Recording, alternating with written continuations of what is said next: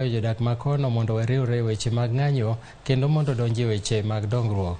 Koten gi jotelo mag gwengego, Ruto nosingo machwalo dongruoge mopogore opogore kendo neno ni chenro mag dongruok duto mapok orumo otieki. Ruto bende dhi limo kaunti ma Nyamira kawuono. Waulize hata nyinyi watu wa Nyamasege, hata kama wewe uko na ujuzi kiasi gani, hata wewe ni hodari kiasi gani, ukivaa sufuria kwa kichwa, bei ya unga itateremka chini. Niwaulize, hata kama wewe ni shujaa kiasi gani, hata kama wewe ni uganga sijui uchawi, hata kwa dawa, bei ya unga inaweza kuteremka hata kwa sababu umevaa sufuria kwa kichwa? Sio ni ujinga? Ama ni upumbavu? Ama ni yote mbili? So, tafadhali jameni, mimi nataka niulize ndugu zetu, tuwache kuwadaa wa Kenya. Ati tukifanya maandamano, tuharibu mali ya wananchi, tuharibu biashara ya watu, tuchome lami. Saa hii tumekuja hapa kuanzisha hii lami tujenge. Mimi nataka niwaulize, mnataka hii pesa tunatumia kutengeneza hii lami ati mtu wakuja wakishe moto hapa haribu achome lami? Bana, hii mchezo wa kwende. Ama namna gani jameni? Tuko pamoja? Tunaelewana? Jopur mag niang' koro biro yudo thuolo mar yudo hola ma nengone ni piny kapo ni od bura opuodho paro mar chik mar sukari kata sugar bill mondo mi obed chik. Paro mar chikno nochopo e somo mare mar ariyo e od bura bang' ka jo od bura nopuodhe somo mokwongo. Paro no geto mar medo 4% mag omenda mag dongruok e sekta mar sukari kata sugar development levy ma igeno ni biro konyo chiro sekta mar sukari mosebedo ka limbo. Cleopas Oluoch nigi ler mathoth. Paro mar chik mar sukari motis ni the sugar development bill ma ochwal gi jaod bura manava holo Emmanuel Wangwe koro chopo e somo mare mar ariyo e od bura. There is need. Motelo ne twak e od bura. Jod bura ne ojiwo duondgi e wi siro paro mar chiero sekta mar sukari. For us to be able to give breath of life to the sugar industry, there is need to introduce the sugar development levy, and that is where the rubber meets the road. On the sugar development levy, I think some members, especially who are coming from the sugar belt, might be asking why the 4%. The 4% is as a result of the protocols we have entered with the COMESA, where all the sugar, the imported and the ones that are milled in this country, all of them, if there's a levy, they need to be given the same percentage. Omenda mar buko sekta mar sukari, mong'ere kaka sugar levy, biro konyo jopur mag niang' e tego sekta mar sukari kokalo e hola ma ichiwo e yo mayot.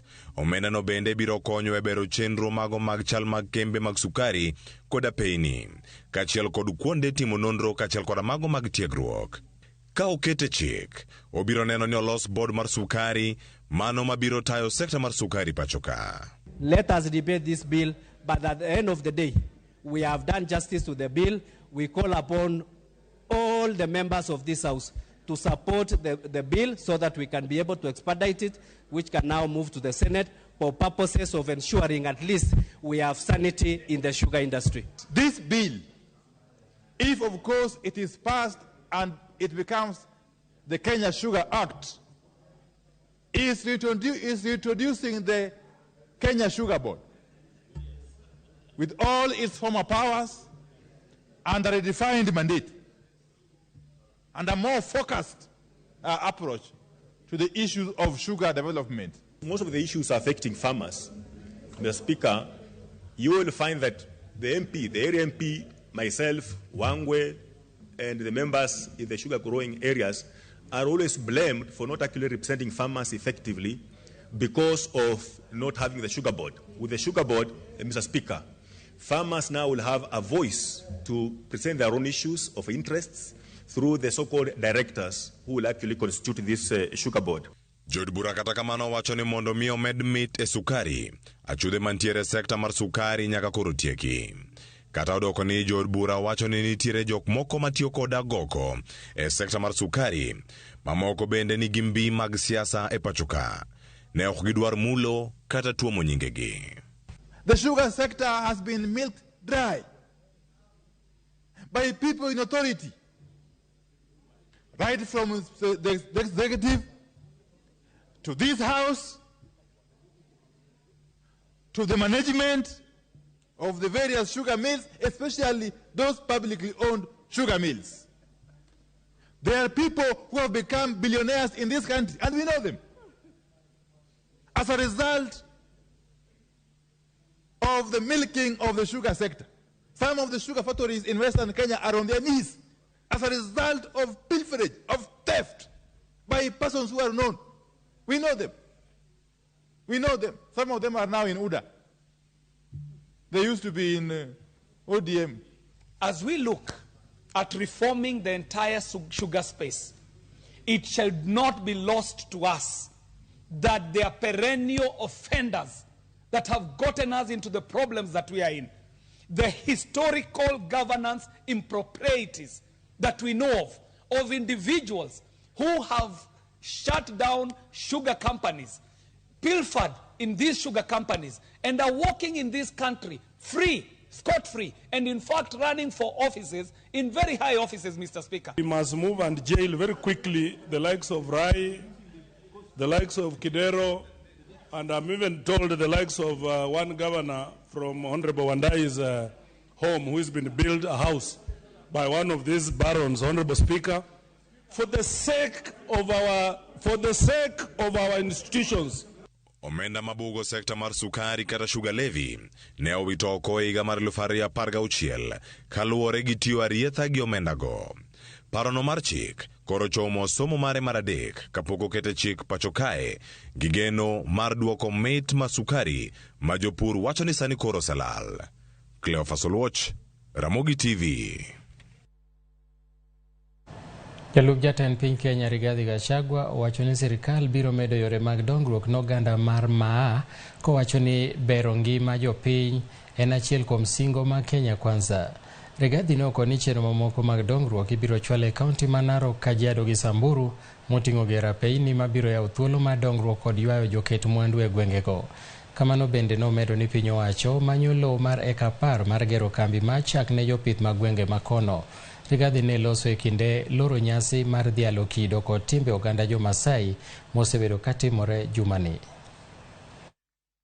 Watu wamekuwa wakisema Rais Ruto anasema hii na haikui.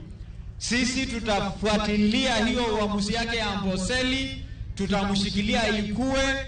Wale wanataka kumpinga yeye kukuharibu hiyo uamuzi, hatutawapatia hiyo nafasi, na ndio tumesema kama viongozi wa nyumba hii waliochaguliwa wa nyadhifa mbalimbali wa kanisa, tutakuwa Amboseli Jumatatu tarehe 28 kuikabidhi hiyo uamuzi wa Mheshimiwa Rais kwa Mwenyezi Mungu. Na nashukuru mmejulikana na mataifa, na rais wetu alianza kuwapea certificate.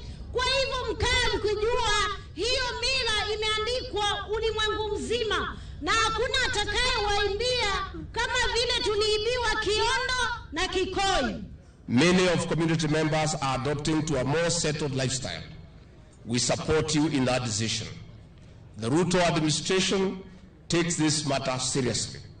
That is why we are working with the leadership of this region in, among other measures, processing title deeds to not only increase the value of land, but also ignite long-term and diverse investments. Even with a settled life, the government is keen on working with the community in preserving your culture. We invite the leadership of the community to propose ways of sustaining this rich culture for posterity. Twake kind Kenya Kwanza kod Azimio chakore kendo kawuono ka kweth ariyogo dhi keto piny weche magiwinjore mag twake magitimore kata obedo ni jalup jatend piny Kenya Rigathi Gachagua noseo twago kowacho ni ok dhi nyago lemo mora mora. Chris Owino ni e Bomas of Kenya kendo achiel kachiel watudore gi Chris Owino. Chris Owino, inyalo nyisowa ni to ang'o madhi nyime Bomas of Kenya, to moloyo kaluwore gi wach manowach gi jalup jatend piny Kenya Rigathi Gachagua ni ok one ka twak makamano dhi nyuolo olemo mora mora. Chris.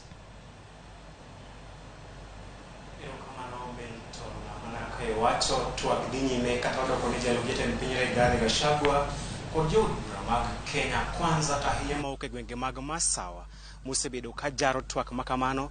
Twak dhi nyime odiochieng' ma kawuono kendo twak ochakore kar saa 6:45 bang' ka kweth ariyo, kweth mar Azimio kod kweth mar Kenya Kwanza ne osemolo. Odiochieng' ma kawuono gima duong' madhi timore en ni aput mar jolony kata technical team mar kweth ariyogo dhi pedho e nyim komiti kata nyim komiti mar twak weche ma onego bed ni gigoye mbaka kata gidhi twakie kuom thuolo mar dweche ariyo mabiro kaluwore kod winjruok mane ochuogo twak makamae madhi nyime e kar romo mar Bomas of Kenya. Odiochieng' ma kawuono aputno man kod kweth adek kok ji adek e Azimio kod ji adek e Kenya Kwanza dhi pedho report margi to gin weche mage ma komitini biro bedo ka goye mbaka nyaka chop thuolo mar dweche ariyo mabiro.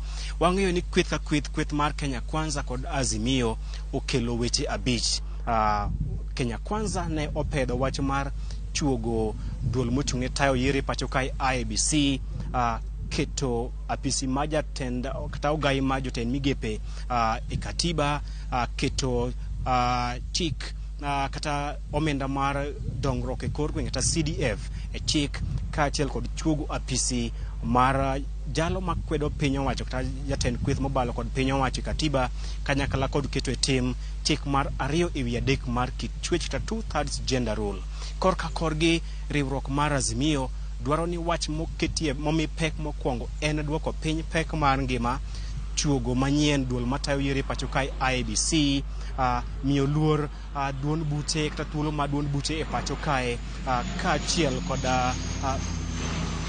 weche mamoko motenore kod idho malo e pek mar ngima ne jopiny. Kata kamano kweth mar Kenya Kwanza osebedo ka ochung' kar tendgi ni ok gibi twak e wi weche motenore kod yiero. Azimio dwaro ni komitini oyar sava mar IEBC mar neno adiera e wi duoko mar tend piny mar 2022. Kata kamano Kenya Kwanza ogol korgi ni weche mag yiero mar 2022 ne otieko doho mamalo mogik mano Supreme Court, kama joyal buche 7 mag doho mamalo mogik ne oyango kendo dhialo jatend piny William Ruto kaka jalno mane oyombo e yiero maduong' mokalo e yo ma ohyanga. Koro magi gin weche ariyo ma ok wang'eyo ka kweth gidhi winjre nade, bende gidhi matwak e wi pek mar ngima. Kenya Kwanza wacho ni twak e wi pek mar ngima ok onego bed ni gitwak e wi pek mar ngima nikech ma en agenda mar piny owacho mar Kenya Kwanza ma gin maginyalo kelo lokruok moko kalo e weche mag twak.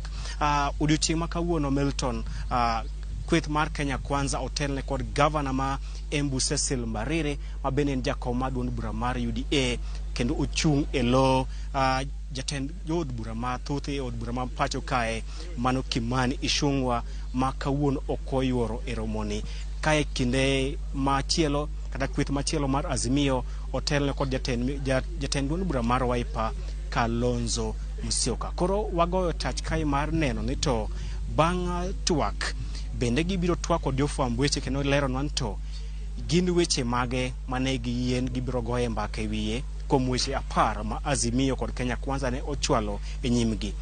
Komiti mar jolony oyie ni weche mage ma idhi twag e wiye. Bende gidhi twak e wach mar chuogo apisi mar jatend kweth mobalo kod piny owacho. Bende gidhi twak e wach mar keto apisi mar ogai ma jotend migepe e katiba. Bende gidhi twak e wach mar yawo sava mar IEBC kose. To bende gibiro dhi ataro kod weche mosebedo ka iwacho kod jalub jatend piny Rigathi Gachagua mosebedo ka wacho ni twak makamae onge kama dhi nikech en twak ma onge kod tiende. Waketo wang'wa kendo waketo itwa gima nyalo singo ni nyikwa Ramogi. Sa asaya ma owuok to wabiro miyogi ma onge leo e wechewa mabiro ma sa 1 kod sa 3 mar otieno e yo madimba, e yo ma okol, ma onge badruok moro amora. Kata kamano twak podhi nyime e ot mane itoka kakae kendo ka gisetieko to gibiro biro kendo gitwak kod jofwamb weche ginyiswa ni to gichopo e winjruok e wi weche adi ma gibiro goye mbaka. Gin weche mage gi mage to ka gisemiyo wabiro chwalo ne nyakwa Ramogi ma onge leo moro amora. Milton. Erokamano ahinya Chris Owino mano wuod Ugenya kuom kelonwa report ma jaber e yo ma huyanga. Wadhi nyime. Attorney General Justin Muturi koro kwayo jotend counties mondo mioti kanyakla mar neno ni oganda oyudo dongruok.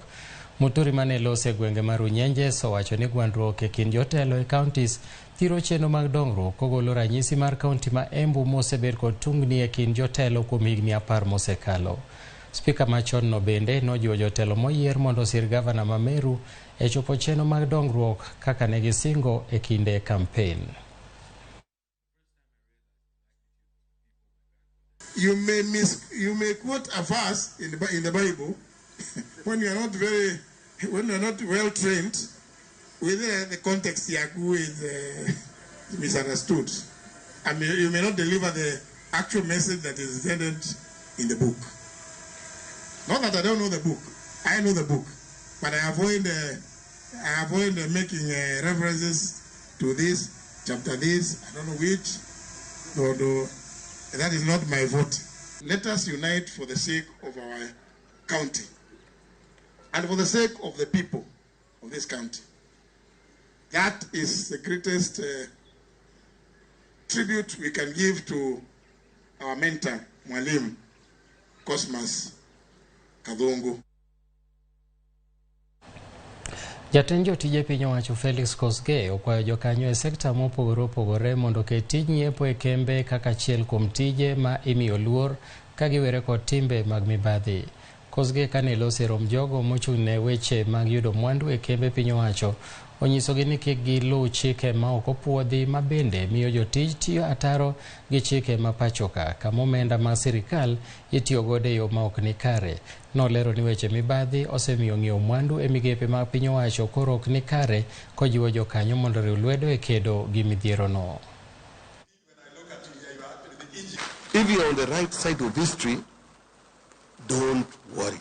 Let us fight this corruption. And I am begging of you. And let us be champions. Let us be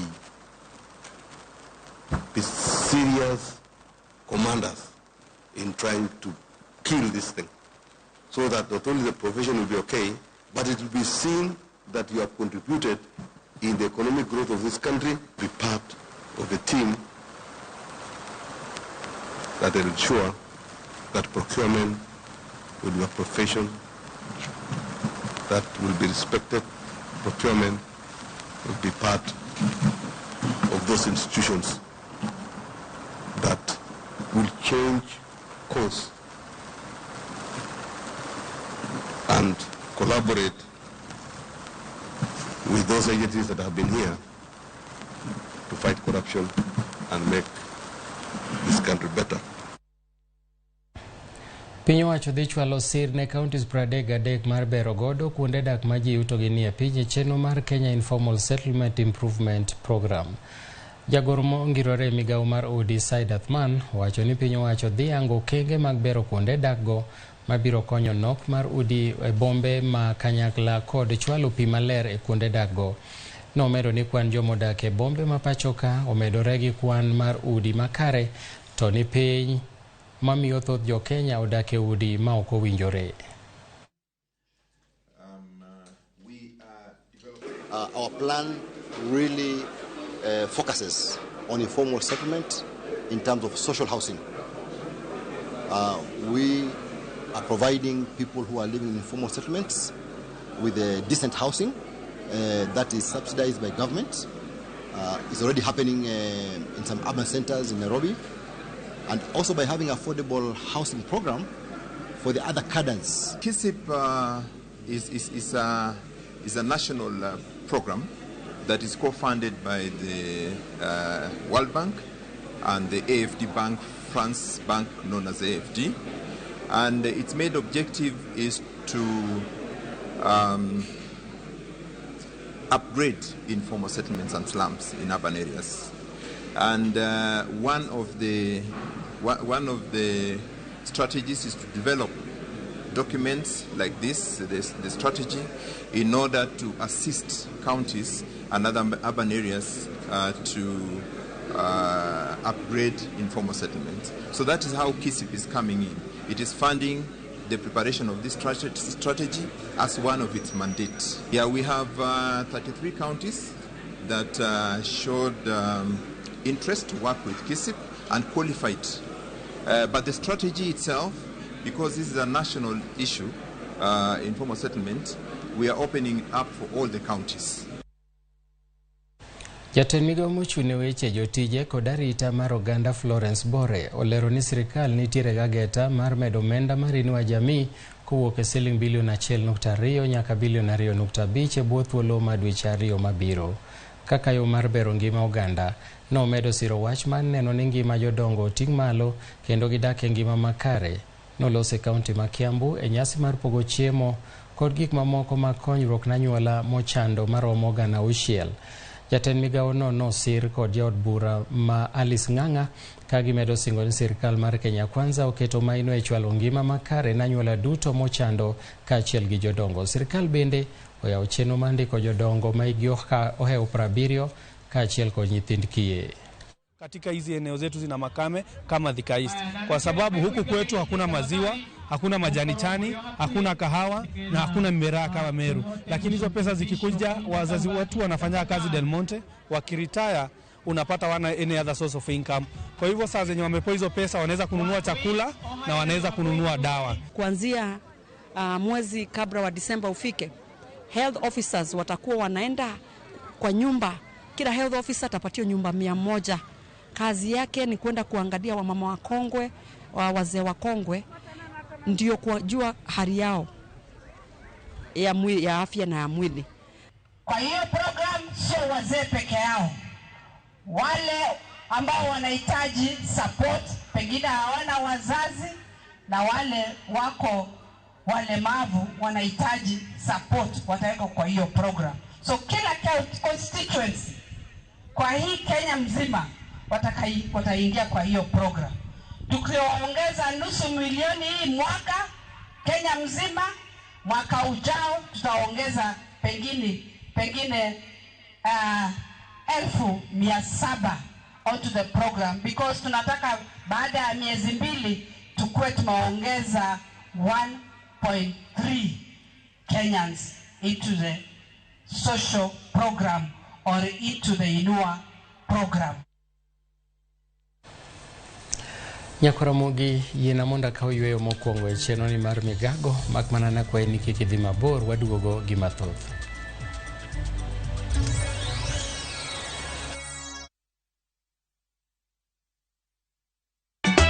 Ka osiep motegno kod johot moherore ritore. Yakocha, timondo ndisori.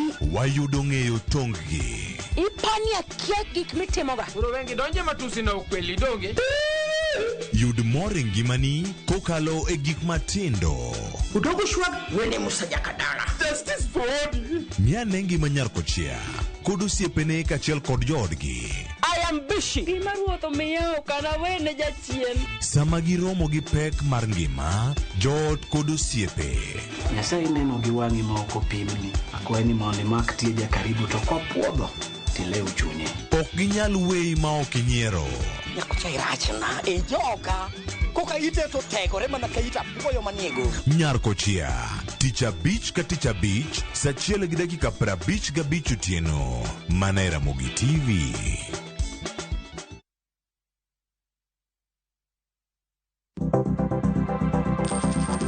Inyalo goyo kwan kod omenda ma aching' kata ma ikete bahasha ka isiko itiyo kod omenda mohingo kaka onego itigo. Tema ne keto e bahasha omenda ma idwaro tiyogo kama moko to ikung kata ika.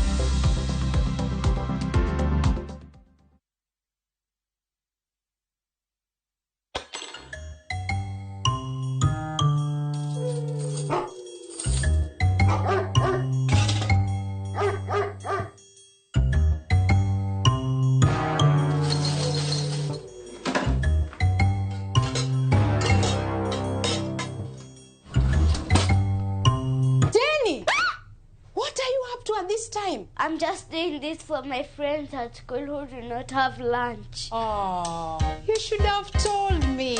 When your kids learn from you, you're giving them a great start. Prestige Margarine. It all starts with a great start. Now comes in the original and vanilla flavor.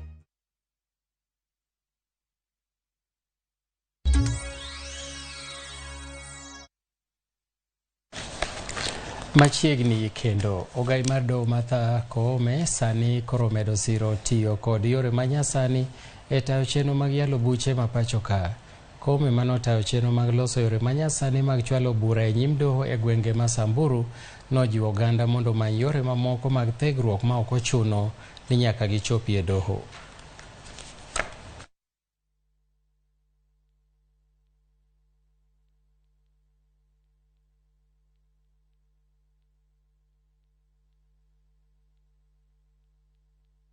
We inaugurate the High Court building in Marara, and we recognize that this is not just a building made of brick and mortar.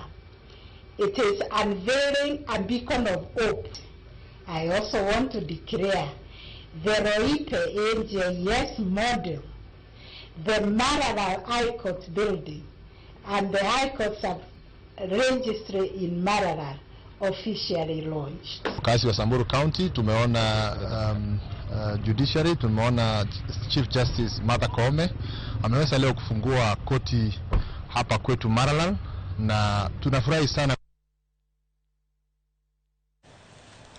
Kopiti mochung' ne aguch omenda mar NGCDF e kachung'od bura mar Arieda ochako chenro mar loso mise mag tich mabiro tayo gi higni 5 mabiro. Kanoloso e romo mar jokanyo e sikund secondary mar Rum mar Arieda, jakom agulu mar CDF Michael Omino nowacho ni chenro mag keto e tim aguch omenda no e kind higa 2023 nyaka 2028 biro rango ratiro e chenro duto momenda no onego maki kendo ti godo. Chenro mag omenda no onego beni mako ting' kaka weche mag somo, arita kwe kaachiel gi bero chal mar alwora. Maneja mochung' ne omenda Arieda Kennedy Chacha bende ne olero ni nitie chenro mamoko mapok otieki. Kod higni 5 mabiro godo gin gigo ma olure gi dongruok morie korka sikunde, gigo malure gi dongruok morie korka arita mar kwe, gigo malure kod dongruok morie korka tuke mag ojende, to gi gigo malure kod rito alworawa ma Arieda constituency.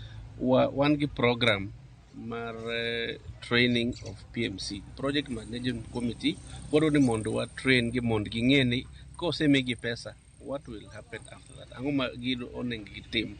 Koro mano wachano ni immediately wayudo pesa wabiro train gi mondo ka wamiyo gi pesa then ging'eni gin gi committee margi mar PMC, the procurement process ma koro gidwa timo, kaito picking of the right contractors, nikech contractor madwa timo tijno nyaka bed ng'ama osetiyo tije machal kamago, kaito nigi good record of works. Process mar loso strategic plan biro konyowa kabisa, nikech namba 1 ne process ok bi weyo en project ma osechak chien, nikech this process kaw duto project mancho kaw chien iketo gi mbele ai kureke ichako timo maburo luwe. Moko kuom jokanyo mag jodong Luo owuok oko ma siemo jalup jatend piny Kenya Rigathi Gachagua kendo kwaye mondo omi jatend piny Kenya William Ruto thuolo matiyo ne jo-Kenya. Kaluwore gi jakanyo mar jodong Luo James Ayaga, Rigathi Gachagua omako jatend piny Kenya William Ruto mafuanda kendo ok omiye thuolo matimo tije manomiyo yiere gi jo-Kenya. Jaduong' Ayaga bende nohum nono ewi weche mag athuwe mag Gachagua osebedo kawacho ka en gi jotelo mamoko mawuok masawa mar piny Kenya. Nomedo wacho ni Rigathi Gachagua en ohinga e yore mag jatend piny Kenya William Ruto tiyo godo e manyo kwe e kind jo-Kenya. And the Luo nyaka be respected. Be respected kabisa. Awuoyo kaka ugai mar oganda Luo ni wadwaro ni kaber to Gachagua ng'eni deputy ok en ker. Ok en president ma Kenya. President ma Kenya en Ruto, and omi Ruto time mondo okonjo Kenya. To ka en ng'ama everything ma Ruto any approach ma Ruto make to neno mano wrong. Mano koro kaka oganda ogeni teme Kenya, we shall come up, wabiro join hands mondo koro wanyisi Gachagua ni wasedak e piny ni mohewe. Kaunti ma Migori ochuogo board mokwongo madhi konyo chenro mar choko osuru mong'ere kaka County Revenue Authority Board. Board ni ochuogi bang' od bura ma Migori ne kalo paro mar chik mabende idendo kaka County Revenue Administration Bill e dwe mar 5 mar higani. Board no Otelie kod jakom mare Tom Kasera koting'o ji 8. Jagoro mar kaunti ma Migori Oscar Olima owacho ni bod ni dhi konyo piny owacho mar kaunti ma Migori choko osuru kendo keto gi okenge makare maneno ni osuru duto mochoki ochopo ne piny owacho. Olima bende wacho ni bod ni kinde mabiro ni dhi neno ni kaunti ma Migori otiyo kod lony manyasani e choko osuru. 8 of that act dwaro ni board of directors obed ji 8 e choko mar omenda mondo mi watigonego jopiny. Samoro nitiere ng'ikruok matindo tindo kaluwore gi jok machoko. Koro kaka ung'eyo, sirikal tegemea choko mochoki kuom jopiny eka giduoki kuom jopiny mondo dhi otinegi. Koro wageno ni board ni nyalo konyowa e choko omenda e yo makare, e yo moriere. Kendo achiel kuom gima nawinjo ka board olieko kako migi tich en choko mar omenda chakre chirni waduto te gidwa timo weche 2 madongo. Mokwongo gin gi gombo mondo mi lainde mag choko omenda girie stream ka stream mondo bed ni kare. Sirikal kaunti ma Homa Bay opedha yanga lipot e wi chal mar jotich e kaunti no kama ofwenyore ni jotich maromo 1,786 gin jotich mabandia kendo osebedo ka chamo osara moingo $300,000 higa ka higa e kaunti no tok chik. Lipodno man nonro chiwo ayanga ne gavana ma kaunti no Gladys Wanga kowuok kuom kambi mar PricewaterhouseCoopers mane omi ting' mar timo nonro. Jafwambo mar Ali Abich nigi ler. Sirikand kaunti ma Homa Bay ne omiyo kambi mar PricewaterhouseCoopers orak mar kolo i payroll kata nonro mag jotich e kaunti no chenro mane gichako dwe mar 11 higa mokalo, kendo kawuono gichiwo ayanga lipodgi kama ne oyango ni jotich maromo 1,786 gin mago mabandia maonge otese kendo osebedo ka chamo osara moingo $100,000 higa ka higa e kaunti no. Nyocha kane wabiro e ofis ne wachako chenro mar ng'iyo ni jotich ma kaunti ma Homa Bay chalo nade to nondik geyo machalo nade to be gin gotese mane $100,000 e higa kwa ng'iyo go kaka wanyalo tiyo gi pesa gi e yore mamoko makonyo jo Homa Bay. E lipodno kwan ji maromo 129 oyudi ni nyingegi onge rejista mar jotich e kaunti no ka ji 287 to oyudi ni ne ok ochopo e chenro mane kambi no timo mar yango nonro mag jotich machamo osara e kaunti no. Jotich 556 to ne ok ochiwo bok mane ondikgi gi tich ka ji maromo 10 to ne oyudi kaloso bok mabandia mar tich. Bende ripodno yango ni jotich 322 duol mochung' ne penje pacho ka NEC ne oyango ni certificate mane ondikgi gi tich ne gin mago mabandia. Ka ji 479 oyudi ni chamo osara to kong'ere ni gitiye migepe mag sirikand kaunti no ka ji 3 mamoko ne ondiki ka gin johigni 16. Matin tie ji 129 mane obiro to nok gibiro gi otas moro amora mane ging'iso go ni nondik gi e kaunti ma Homa Bay. Nitie ji 287 manok obiro e ndalo te mane timo wachni kendo kata kanonuo nok gibiro kata dichiel. Nitie ji 556 mane ok okelo barua manondiki gigo e tich kata mana barua moro amora kata mane oter gigo e deployment kata kamoro amora. Nitie ji 10 manomake cyber ka e Homa Bay ka loso tese ma fake. Gavana mar kaunti no Gladys Wanga okone gidhi keto timbre pod no kendo gidhi kawo ndamo mar chik ne jotije mabandia go. Koro sani wadwa chako e yor mar chik ng'iyo implement report momiwani nikech chik owacho ni nyaka wa implement report mokelnwani kendo kwa implement to wabro konyo omenda mathoth ne kaunti ma Homa Bay. Ali Abich, Ramogi TV, Homa Bay. Jatend migawo mar thieth Susan Nakumicha ochiwo lendo ni migawo mar thieth biro tiyo kanyakla gi kaunti ma Kiambu e chwalo chenro mag thieth kokalo e lony manyasani e chenro mar kelo lokruoge e gwenge mopogore opogore ahinya te sekta mar thieth. ne oloso kane gitimo limbe manono chal mar osiptal ma Kiambu level 5 kotene gi gavana ma Kiambu Kimani Wamatangi. Nakhumicha nolero ni sirikal mamalo biro konyo sirikal mar kaunti ma Kiambu e daro kendo keto chenro mag thieth e lai manyasani kata health management system. Kaluwore gi jatend migawo no, mbui kata lony manyasani no biro tudi gi mbui machielo mar bad migawo mochung' ne keyo yedhe ma pacho ka KEMSA mondo mi one ni adieri mar yedhe oke e yo makare. Of 114 facilities, and they are at 70% in terms of ensuring that they are able to link all these facilities. One is that they'll be able to see the HPTs, the health products and technologies, all through stocks. And we want to link them up to KEMSA so that then they can even communicate with KEMSA. That is revolutionary. I think it is the first county that I have been to that has gone that far. Many of them have technology here and there, but with the capacity to link all the facilities within the place, this is the first one that I have seen, and I have asked the governor to be a champion of digitization of healthcare. With our new plan, where we have already developed an ERP, an enterprise resource program that is going to encompass and digitize using technology most of the county services, including a hospital management system, whereby if our medicines are supplied in the central store, the information, the data, the quantities, the amount, the distribution, who takes which medicines where, the stocks in every facility, including our level 3 facilities, that can be seen at the touch of a button. Moko kuom jolony mag chiwo thieth mawuok Moi Teaching and Referral Hospital koro go kambi e boma ma Lodwar mondo mi gikony jotuo mawuok e gwengego.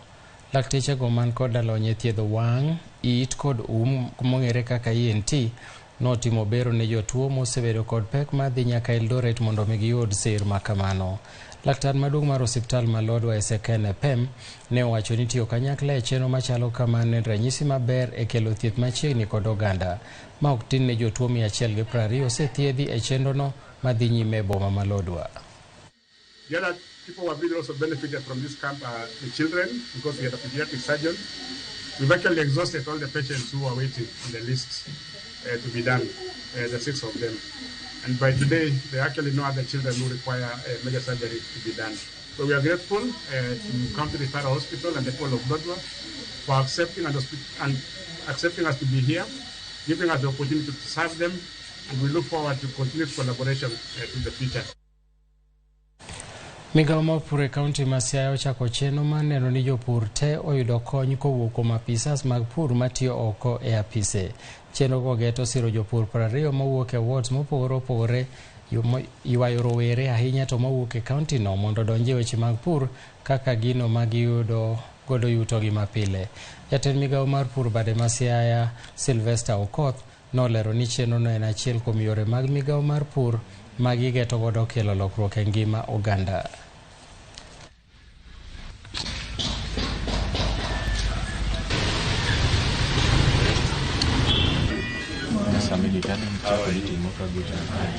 Kawuono ni wan ka achiel kod department mar agriculture Siaya County ka waneno kijande 20 ma itere tiegruok mopogore opogore weche mag pith gi pur maboduogo Siaya ka mondo mi okony tich mar extension e Siaya County. Gima temo jiwo jowere madhi e puonj en ni mondo gikaw ma serious puonj ma gidhi yudo nikech piny masani dwaro lony yore mopogore opogore mondo tich mar pur gi pith odhi nyime. Wan kod project e migawo kama iluongo ni Kenya Livestock Commercialization Project ma itimo e wards 4 e kaunti wa Siaya ka, to project no nyocho neno ni nitie gap kata nitie rem service provision mar neno ni jomopidho jamni yudo extension services kata yudo technical advice e sama owinjore. Koro mano ema nyocha omiyo wa kao nyithindo moko 20 ma wadwa tero e colleges mopogore opogore mondo gidhi gisom weche mag chieth mar jamni. Wan gi geno ni jopuonjre ma wa flag off kawuono gi ka odhi ma utieko sombgigo to gibo duogo Siaya ka mondo gikony jopur. Jokanyo e sekta mar bodaboda e kaunti ma Nandi idwaro mondo obed motang' mondo mi oduok chien wuond magiyudo kuom ji ma wuondore na pisas ma choko apikni machudo tamo. Ma biro bang' jokanyo mag bodaboda ywak ewi kembe machiwo tije makonyo jokanyo yudo apikni e gowi kaluwore kod jotend apikni. Apisas mag gowi onego owinjore kod jotend bodaboda wego kapok gichoko apikni go.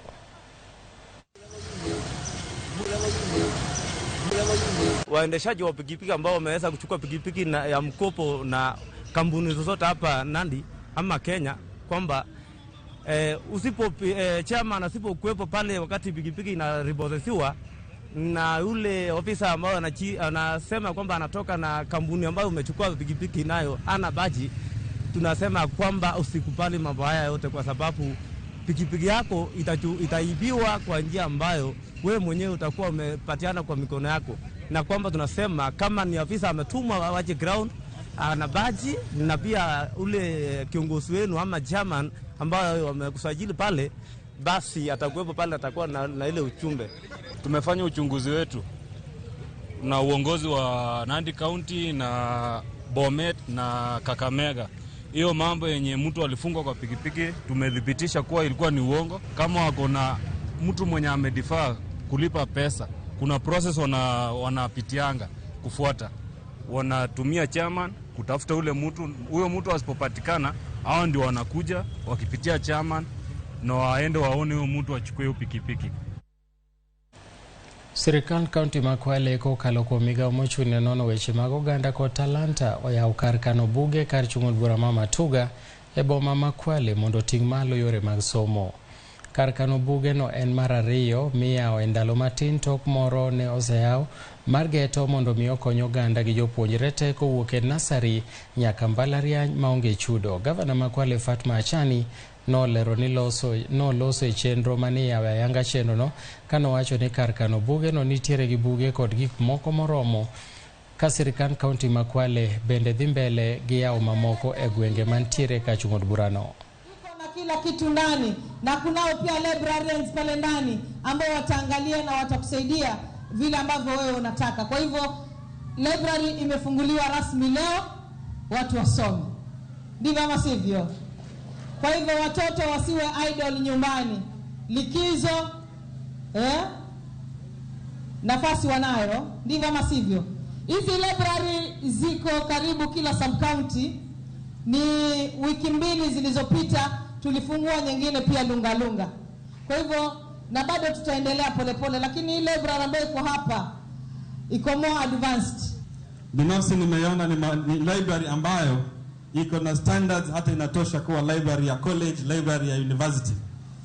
Kiuhakika watu wa Tsimbagolini, watu wa Kwale, watu wa Matuga tumepata facility ambayo tukiitumia vizuri itabadilisha hali yetu ya masomo hapa.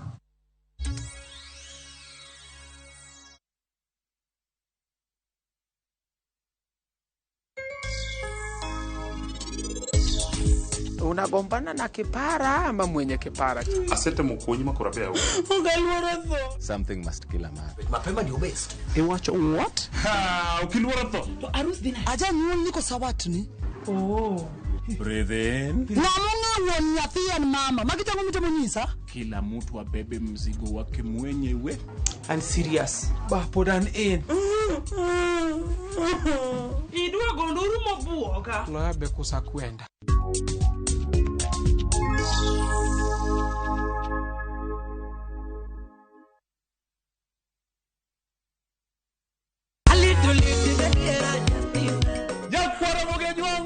Chiegni e show mamit maraktari ma iluongo ni Ramogi Night wakelo Ticha Beach seche machal kama ka in jahera mar luo benga kata ajawa wakelo lingolo mubedo peny mayueyo mana mo Lungani Kolo Call Instrumental Kaberni be inyalo lungani Boy Handsome Within and Without. Boy Handsome moment away aroji bed and breakfast sama pekni tilungani ngeja the entertainer. Kaka pile nya Ramogi wacho ni kete manaka.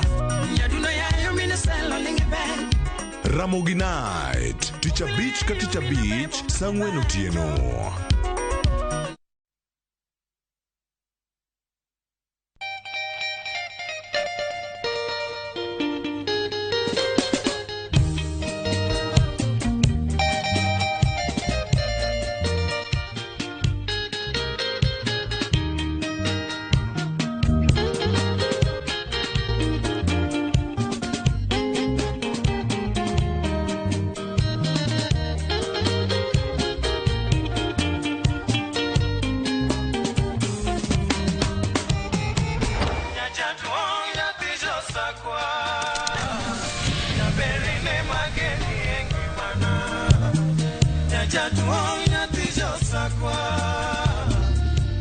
Radio Ramogi, Cartoon Jaluo. Radio Ramogi.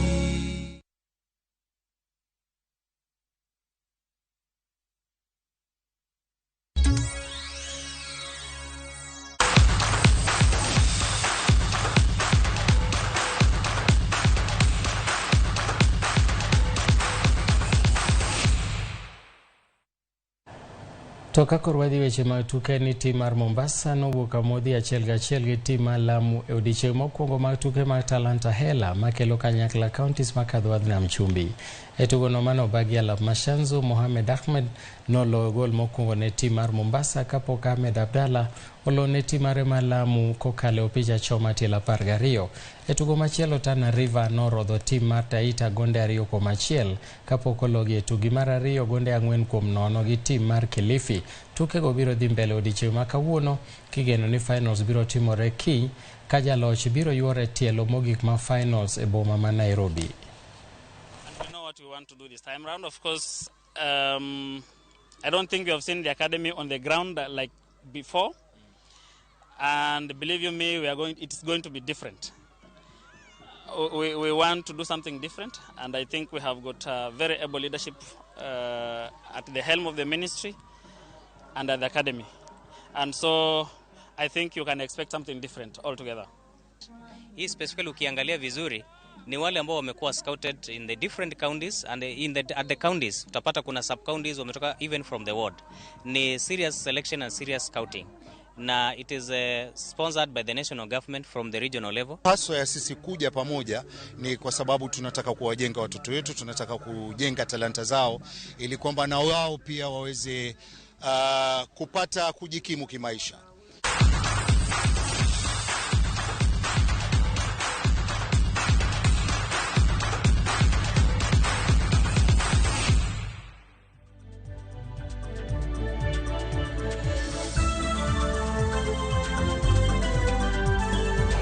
Nyakaramogi mano bende mabro kelo e giko macheno ni ere mar Migago to kapok atieko yiena mondo asom moko kuom ote muoronwa ka Ramogi TV ma omosh Digaro Land Cruiser cheno mar Migago choponwa yo makare e gwenge ma Nairobi Dandora Phase 4 twak madhi nyime onego nyag olemo kaeto ng'ato wachona ni ere pogruok e kind Gachagua gi jo Masai akia gimitemo wacho kanyo. Ruto mora sana nikech ochiwo dongruok ne jopiny mano Oscar kawuok Migori.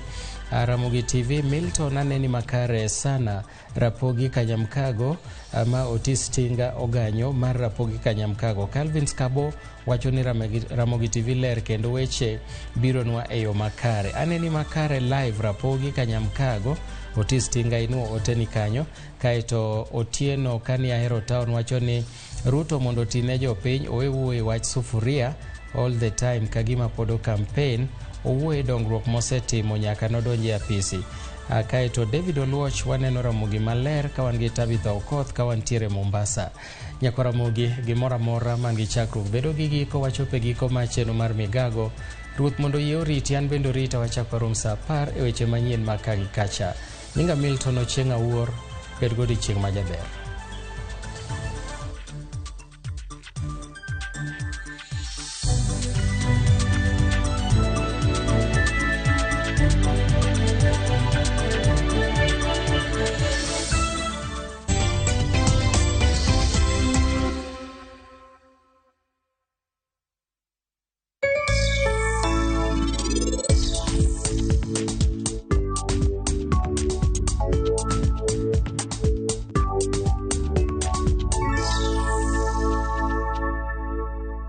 understand your dreams, and we are powering them by having fully stocked shelves with all your back-to-school essentials. Naivas saves you money.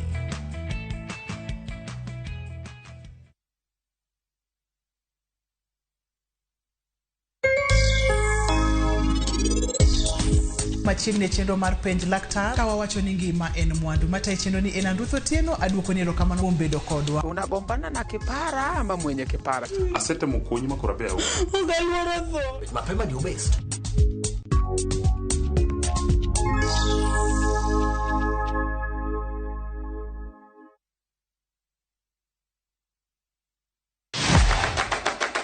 Chenro mami thuolo mokwongo mar neno kendo winjo gik motimore paw tuke.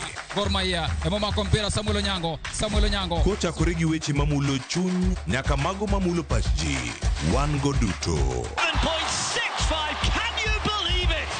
Mbaka makende gi jotugo kod joma ong'ere weche tuke. Jong'e man jo Kenya jong'wech.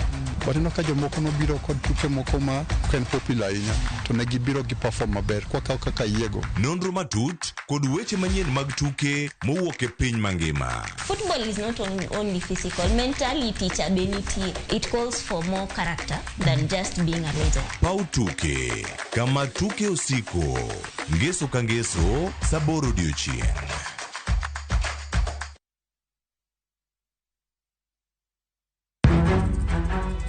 Samoro hera biro gi lit kod kuyo. Akwai ni monde ng'wonna. Samoro hera biro kod luoro kata mana mirima. Ketoga singo mag mriambo kende. We ang'isi adier Sarab Jit Singin. Hango na gimora moraka. To pende ini wacho miriambo. To samoro hera fwenyore kuom nyathi matin maonge ketho. Jogi paro ni pifo param ofua ahinya. To paronwa ni ok rach hero ng'ato kendo. Ok wachak wadhaw kendo. Mokwongo param dwaro ranyisi mar adier. Joot rito kendo joot nyalo kelo lit. Kaka nene chal ni podi iyo wang' koda. Dibed ni in podi paro gima an natimoni. Kata kamano, joot pod gin joot. Sarpanch ji. Dawe an madhi kuongo tugo. Asewacho ni an ema dhi kuongo tugo. Choti Sardani. Wuok tich nyaka ngeso saa 2:15 otieno. Mana e Ramogi TV.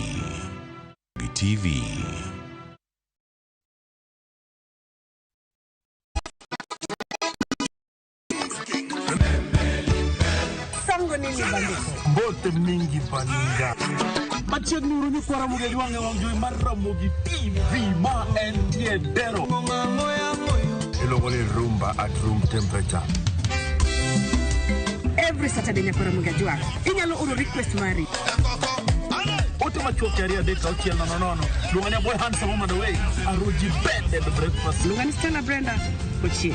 Nyinga en PDG Papa Vic. Seki mwenda ya motema na weni fidelite.